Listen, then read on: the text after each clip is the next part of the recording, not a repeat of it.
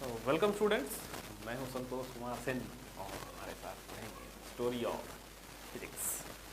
Combination of mirrors पे बात कर रहे थे हम लोग। कंडीशन 1 हम लोगों ने देखा पिछले लेक्चर में कि जब पोल्स एक ही प्रिंसिपल एक्सिस पे होते हैं तो।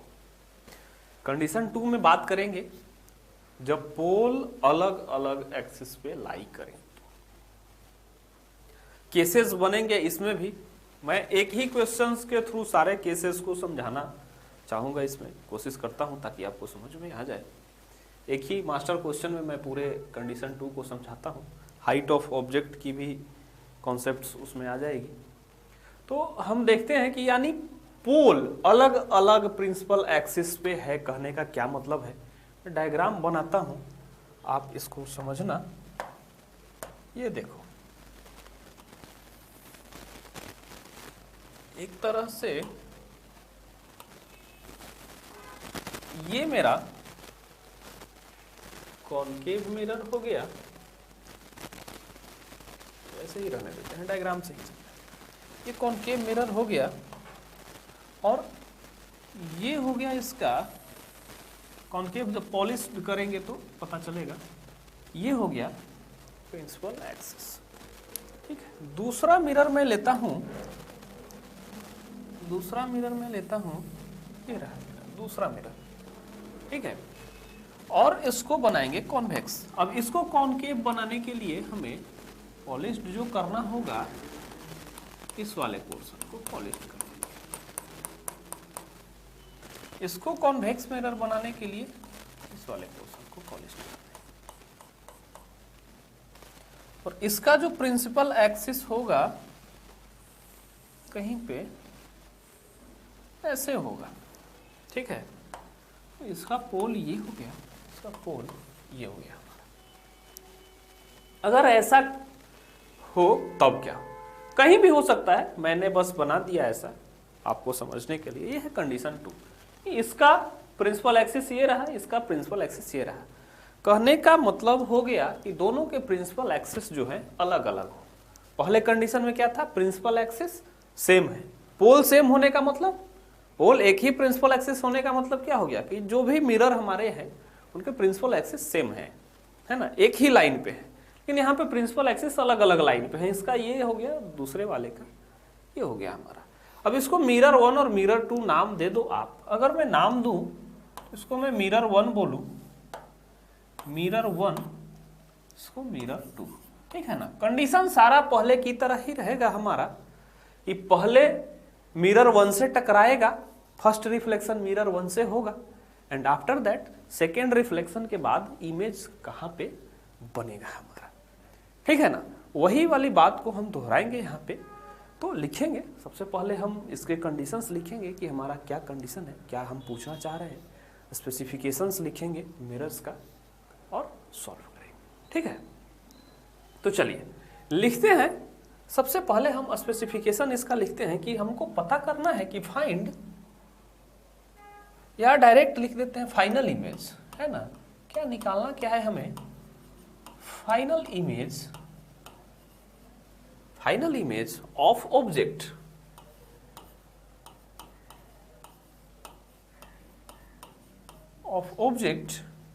ए बी। ऑब्जेक्ट का नाम है हमारा ए बी। ठीक है ना। आफ्टर 2 रिफ्लेक्शंस, 2 रिफ्लेक्शन के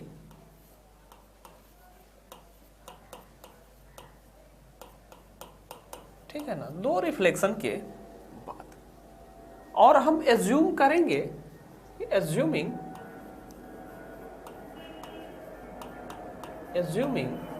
फर्स्ट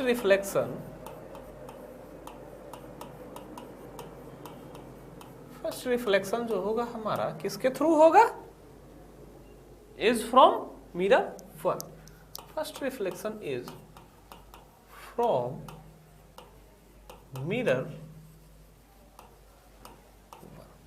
मिरर 1 से पहला रिफ्लेक्शन होगा। जो क्वेश्चन था कंडीशन 1 में, वही क्वेश्चन मैं दोहराता हूं यहां पे। फोकल लेंथ जो है 10 सेंटीमीटर है, both M1 and m2 का, ठीक है ना, दोनों का है। और ऑब्जेक्ट जो था u 15 सेंटीमीटर पे है, कहां से, फ्रॉम m1 से, जो हमारा केस था, ये हो गया फ्रॉम m1। अब ऑब्जेक्ट AB का मतलब हो गया एक्सटेंडेड ऑब्जेक्ट। मैं पॉइंट ऑब्जेक्ट और एक्सटेंडेड ऑब्जेक्ट दोनों एक ही में, दो केस बनेंगे इसमें, तो एक ही में समझ में आ जाएगा कि मैं कहना क्या चाह रहा हूँ। एक्सटेंडेड ऑब्जेक्ट लेके चलेंगे तो आपको पता चल जाएगा। तो एक्सटेंडेड ऑब्जेक्ट है जो AB, वो AB है हमारा, उसकी कुछ हाइट होगी, तो AB 5 सेंटीमीटर का हम 5 सेंटीमीटर का ले लिए, ठीक है ना। अब यहां पे मैं बना के दिखाता हूं क्वेश्चन कह क्या रहा है, क्या कॉन्सेप्ट है क्वेश्चन का, ये रहा। अब हमारा ऑब्जेक्ट जो है वो ये रहा बेटा, ये है ऑब्जेक्ट, ठीक है ना। ये 5 सेंटीमीटर का है और यहां से यहां तक की जो दूरी है 15 सेंटीमीटर है, ठीक है ना, 15 सेंटीमीटर की दूरी पे है। हम इस प्रिंसिपल एक्सिस को थोड़ा आगे की ओर बढ़ा लेते हैं ताकि पता चले जब भी सॉल्व हो। तो ये दे रखा है कंडीशन, प्रिंसिपल एक्सिस के नीचे में ऑब्जेक्ट दे रखा है। तो जब फ्रॉम मिरर 1 से हमारा रिफ्लेक्शन हो रहा है, तो इसकी जो हाइट अगर हम माने हैं ये HO, ये एक तरह से निगेटिव होगा क्योंकि प्रिंसिपल एक्सिस के नीचे है, ठीक है ना।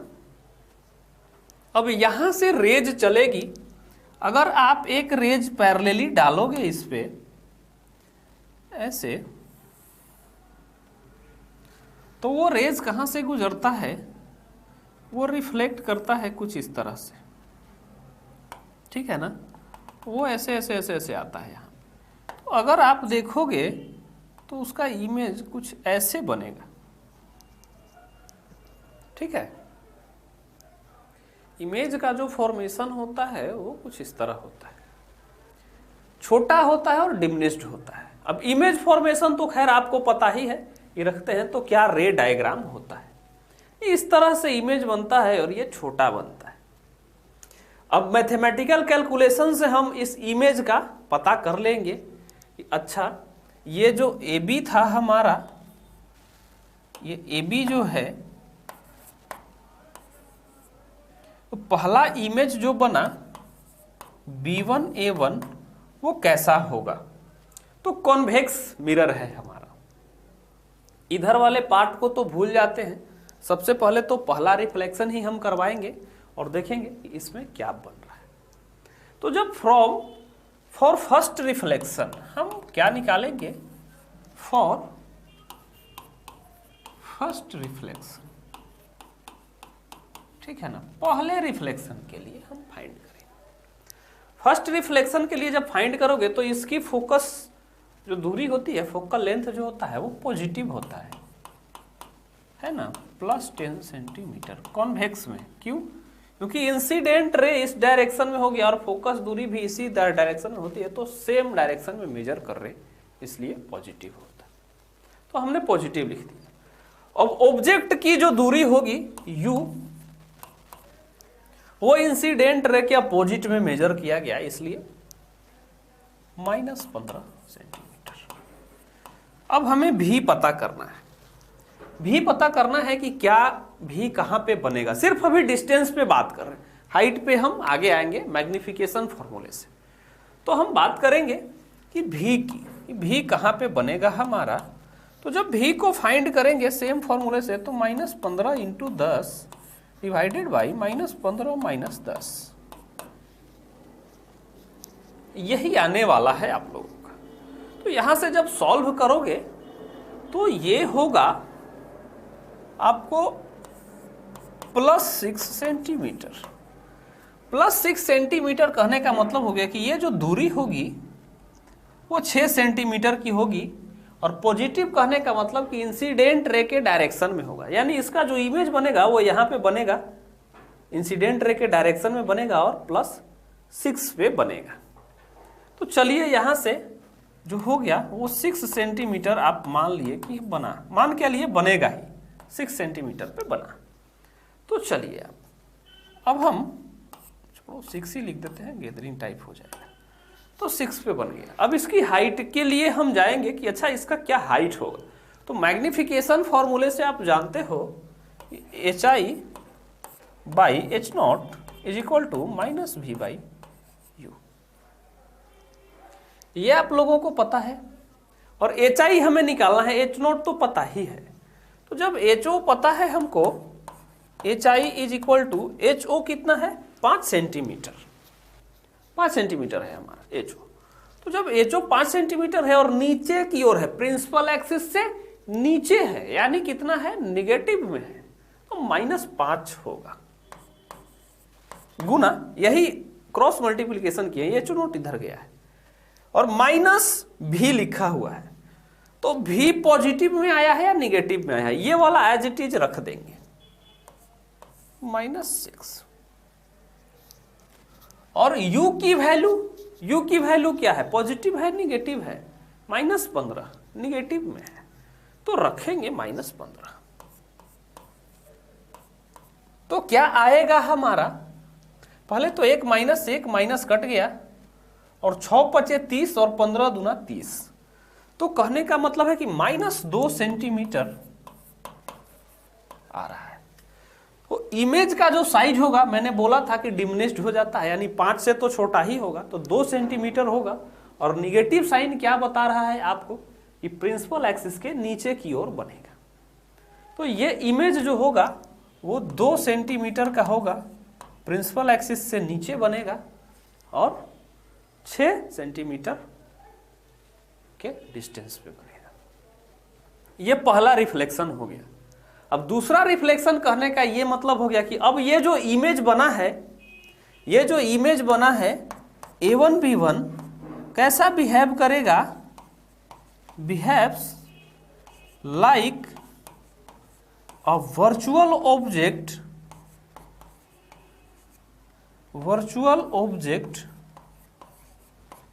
किसके लिए, वर्चुअल ऑब्जेक्ट किसके लिए होगा, M2 के लिए, है ना।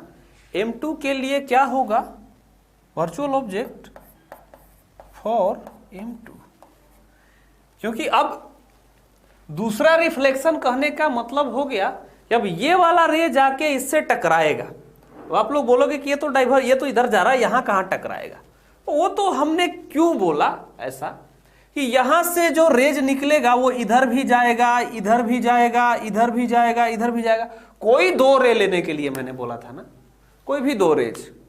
तो ये पैरेलल वाला जो रेज जाएगा वो ना टकरा के इधर जा रहा है, लेकिन यहां से इधर भी तो कोई रे जाएगा जो यहां से डाइवर्ज करके इधर टकराएगा, और सब एक ही जगह पे कट करता है ना। तो यहां से बहुत सारी रेज होंगी जो इधर जाएंगी, टकराएंगी, और इमेज का फॉर्मेशन होगा। तो इमेज बनेगा ही बनेगा, इतना तो तय है। तो अब हमें इस वाले को ऑब्जेक्ट मानना है और इसके लिए फाइंड करना है। तो अब हम निकालेंगे फॉर सेकेंड रिफ्लेक्शन, इसके लिए फॉर सेकेंड रिफ्लेक्शन। चलो थोड़ा सा मैं ऊपर कर देता हूं यहां तक, ताकि इस कॉर्नर में मैं बनाऊं। फॉर सेकेंड रिफ्लेक्शन, ठीक है ना। सेकेंड रिफ्लेक्शन किससे होगा, वो होगा आपका M2 के साथ, ये रेज M2 से टकराएगी। अब M2 है कॉनकेव मिरर, तो कॉनकेव मिरर है तो इसका फोकस जो होगा F -10 सेंटीमीटर होगा। ये जो ऑब्जेक्ट है ये इधर है, यहां से इंसिडेंट रे इधर जाएगा, यहां से इंसिडेंट रे इधर जाएगा। तो पोल से जब डिस्टेंस मेजर करेंगे ऑब्जेक्ट का, तो क्या करेंगे, निगेटिव में। तो U जो हो जाएगा वो निगेटिव होगा। U का डिस्टेंस कितना होगा, U का डिस्टेंस कितना होगा, सबसे पहले तो यहां से हम डिस्टेंस मेजर करेंगे। अब यहां से आप ऐसे नहीं मेजर करने लगना, वो ऐसा नहीं कि डायगोनली मेजर कर रहे, इसी पे आएंगे, एकदम प्रिंसिपल एक्सिस के सीधे में आएंगे। परपेंडिकुलर डिस्टेंस लिया जाता है, एकदम यहां से पोल से परपेंडिकुलरली ऐसे डिस्टेंस लिया जाता है यहाँ का। ये कितने डिस्टेंस पे होगा। कहने का मतलब हो गया कि ये जो है वो यहाँ पे आएगा, ये कितने डिस्टेंस पे होगा। तो पोल से पोल की दूरी कितनी थी, 25 सेंटीमीटर। हम लोग कितने पे मानते थे, हम लोगों का जो मिरर था, पिछले लेक्चर में मैंने बताया था कि हम लोग जो मिरर लिए थे उस मिरर में की बीच की दूरी कितनी थी, 25 सेंटीमीटर। यहां भी हम 25 ही मान लेते हैं, दोनों के बीच की दूरी 25 सेंटीमीटर। तो 25 और 6 सेंटीमीटर पे बना है ना, तो 25 और 6 31 सेंटीमीटर का 31 सेंटीमीटर पे ऑब्जेक्ट हो गया। अब सबसे पहले तो इमेज निकालेंगे कि अब इस ऑब्जेक्ट के लिए इमेज कहां बनेगा, फिर उसके हाइट पे बात करेंगे। सम इंटरेस्टिंग चीज है यहां पे हाइट के लिए, ठीक है ना। तो अब हम आएंगे कि अच्छा u हो गया इतना, तो v की वैल्यू जब निकालोगे आप तो v की वैल्यू कितनी हो जाएगी, -31 इंटू -10 -31 प्लस 10, क्योंकि माइनस माइनस फिर प्लस हो जाएगा, ठीक है ना। तो कितना हो गया, -310 बटा 21, कितना था 76 आया था हमारा सेंटीमीटर, यानी -14.76। माइनस कहने का मतलब कि इस वाले मिरर से कहीं पे यहां पे बनेगा कितने डिस्टेंस पे, 14.76 पे बनेगा, ठीक है ना। अब हाइट की बात करते हैं, हाइट की बात करते हैं। तो हाइट हमको निकालना है कि ये जो इमेज है ये तो 2 सेंटीमीटर हाइट का है, लेकिन क्या ये 2 सेंटीमीटर का इमेज एज एन ऑब्जेक्ट इसके लिए 2 सेंटीमीटर का ही बिहेव करेगा क्या ऑब्जेक्ट के लिए, तो नहीं, ऐसा नहीं होता है, ऐसा नहीं होता है। ये जो डिस्टेंस आप मेजर करोगे वो इस वाले प्रिंसिपल एक्सिस से मेजर करना पड़ेगा। कहां से करना पड़ेगा, इस वाले प्रिंसिपल एक्सिस से हाइट मेजर करनी पड़ेगी, और उसके लिए आपको यहां से यहां तक की दूरी पहले पता होनी चाहिए। दोनों पोल के बीच का डिस्टेंस, ये पोल टू पोल हाइट है ना, यानी प्रिंसिपल एक्सिस के बीच का डिस्टेंस पहले पता होना चाहिए, और उसके बाद इसको ऐड कर देंगे। तो अब मान लो हम इसको भी मान लेते हैं कि कितना हो गया, 5 सेंटीमीटर पे हम रखे हुए हैं, ठीक है ना, 5 सेंटीमीटर पर रखे हुए हैं। तो अब जो ऑब्जेक्ट का हाइट आप मेजर करोगे वो यहां से मेजर होगा, क्योंकि इसके लिए है, तो यहां से हाइट मेजर करोगे कितना, 5 और 2 7।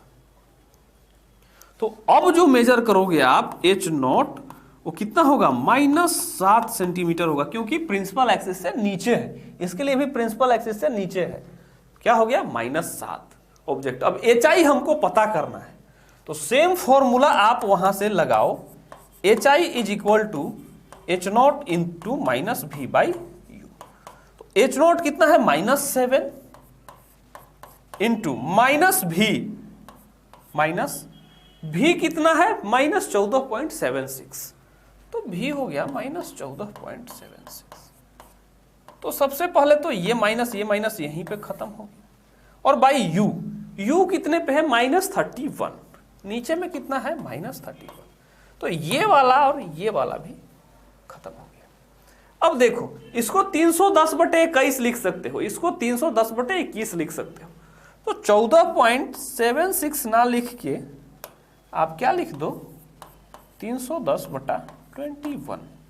तो ये 10 टाइम्स कटेगा, और ये 7 3 जा, तो कितना हो गया, 10/3, और सारे माइनस एक दूसरे को काट चुके हैं, 10/3 सेंटीमीटर। तो कहने का मतलब हो गया, और पॉजिटिव में आ रहा है, तो height of image 10/3 centimetre height का इमेज बनेगा, और पॉजिटिव में है, कहां बनेगा, प्रिंसिपल एक्सिस के ऊपर बनेगा। तो 14.76 सेंटीमीटर पे इमेज हमारा बनेगा, और ऊपर की ओर बनेगा, जिसकी हाइट कितनी होगी, 10/3 सेंटीमीटर, ठीक है ना। तो ये टोटल आपका कैलकुलेशन हो गया आफ्टर सेकेंड रिफ्लेक्शन, इसी को बोलते हैं दूसरा रिफ्लेक्शन होगा। ठीक है, अब इसमें पॉइंट ऑब्जेक्ट लो, या इसमें आप पहली बार इसके साथ रिफ्लेक्शन करा लो, दूसरी बार इसके साथ रिफ्लेक्शन करा लो। मैंने पहले ही बोला था कि अलग अलग परमुटेशन एंड अलग अलग कॉम्बिनेशन करके आप इसमें मैक्सिमम नंबर ऑफ केसेस बना सकते हो। तो आप खुद से जितना नंबर ऑफ केसेस आपको समझ में आए आप प्रैक्टिस करो उसको बना बना के, क्योंकि सारे केसेस को बोर्ड पे सॉल्व करना तो संभव नहीं है। मैक्सिमम क्वेश्चंस की प्रैक्टिस आप करेंगे। डाउट होगा आप मेरे से चैट बॉक्स में पूछिएगा, मैं बताऊंगा आपको, और इसको आप नोट कर लीजिए। पहले तो हमारे बताए हुए क्वेश्चंस को ही आप प्रैक्टिस करना ताकि आपको हेल्प मिलेगा, फिर नंबर ऑफ क्वेश्चंस करिएगा, ये फिनोमेना आपको समझ में आ जाएगा। फिर अगले लेक्चर में बात करेंगे हम लोग वेलोसिटी इन स्फेरिकल मिरर, है ना। प्लेन मिरर में जैसे वेलोसिटी हम लोग पता किए थे, ऑब्जेक्ट की वेलोसिटी इतनी, तो इमेज की कितनी, परपेंडिकुलरली चले थे, उसमें पैरेलली चले थे, एंगल पे चले थे, कंपोनेंट जोड़े थे, अलग अलग हम लोग फंडामेंटल चीज़ें उसमें देखे थे। अब स्फेरिकल मिरर में भी देखेंगे कि वेलोसिटी क्या होगी अगर ऑब्जेक्ट मूव करेगा तो। ठीक है, तो तब तक के लिए आप लोग पढ़ाई करते रहिए, और इन्हीं भूली बिसरी यादों के साथ आपसे विदा लेते हैं। मिलेंगे अगले लेक्चर में नई कहानी के साथ। तब तक के लिए पढ़ाई करते रहिए। Bye bye, sayonara.